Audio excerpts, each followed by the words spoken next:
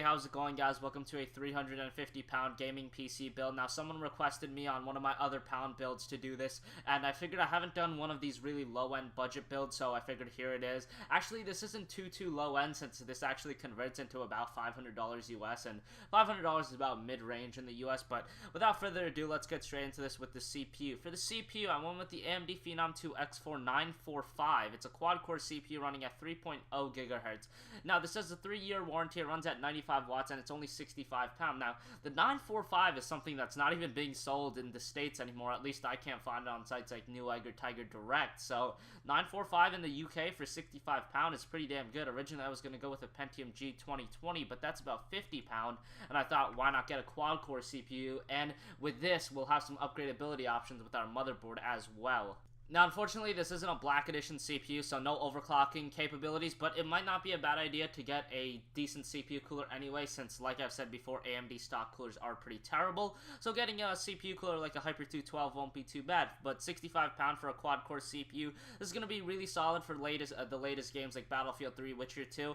Not the fastest quad-core in the world, again, it's only 3 GHz, and it's one of the older Phenom 2 X4, so, but it still gets the job done, and for 65 pounds, you really can't go wrong with this. Really good for our budget and build. For the motherboard, I went with the Asus M5A78L-M. Now, this is only 51 pounds, and it's not the fanciest motherboard in the world, but like I've said before, the biggest drawing factor of this motherboard is the price at being only 51 pounds. Now, what I really like about this motherboard is that it's AM3+, so while it will work with the AM3 CPU, that is the Phenom 2 X4945, you can also upgrade to an FX 6300 or even an 8350 down the line if you want to, and that's something that you're probably going to do eventually, maybe a year or two down the line, because games are starting to take advantage of 6 and 8 core technology, so having a 6 or 8 core CPU won't be bad. Also, if you do want to do some multimedia functions such as live stream, video edit, a 6 and 8 core processor will help you a lot. And this motherboard's really rock solid for 51 pounds, so we went with it for our build. For the power supply, we went with the Corsair Builder Series CX500. This is about 46 pounds. It's going to be able to power the build easily. I mean, the parts we went to are pretty low wattage, and you know, the CPU only uses 95 watts, and the graphics card I went with wasn't, you know, the most power hungry graphics card, so a 500 watt is going to do just fine. It's 80 plus bronze certified, so, and for 46 pounds, not a bad deal at all. For the RAM, I went with Corsair 4 gigabytes, one stick at 1600 megahertz. Now, this is only 31 pounds, but the good thing about this is that if you want to have 8 gigabytes down the line, you can do that, because this is only one stick and the motherboard supports 2 sticks, so do the math, you can add another 4 gigabyte stick and you'll have 8 gigabytes total.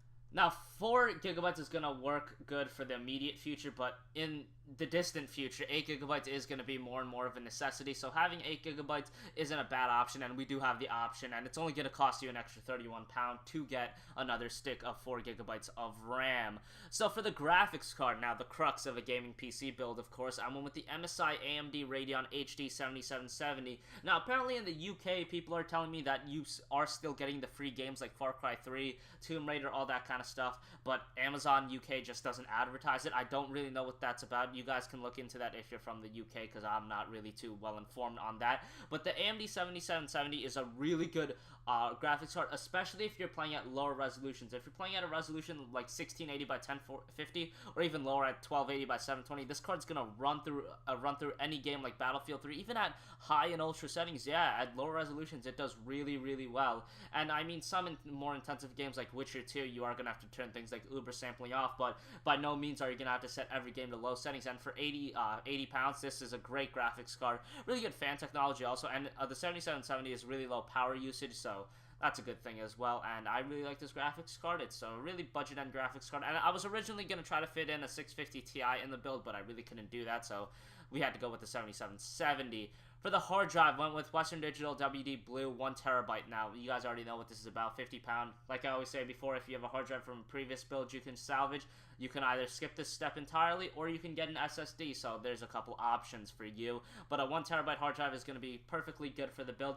Now, what I'm going to start doing is, because the price difference from a 500 gigabyte hard drive and a 1 terabyte hard drive are like non-existent, I'm just going to always recommend a 1 terabyte hard drive, because these games are getting larger and larger, and having a terabyte, it's probably going to be more and more of a necessity, especially because I think a game like Watch Dogs is going to be like 40 gigabytes, so fuck. I mean, a terabyte is really, really going to be a necessity. Finally, for the case, I went with the Antec 100. This is a mid-tower case, and this case isn't too flashy, but the interior is really what matters, and the interior of this case is really awesome. A lot of good ventilation and whatnot, and for 45 pound, easy fit for the build. And yeah, thanks for watching this video, guys. Remember to subscribe, like this video. If you have a region you want me to cover, just comment down below, and I will look into it if I can cover it. I got a lot left on the plate that I have to do. Still got to do part 6 of getting into gaming PC. So, you know, I gotta do that, and that's gonna be the longest part of them all. So, yeah, stay tuned for more videos, guys, and I will catch you guys later. Peace.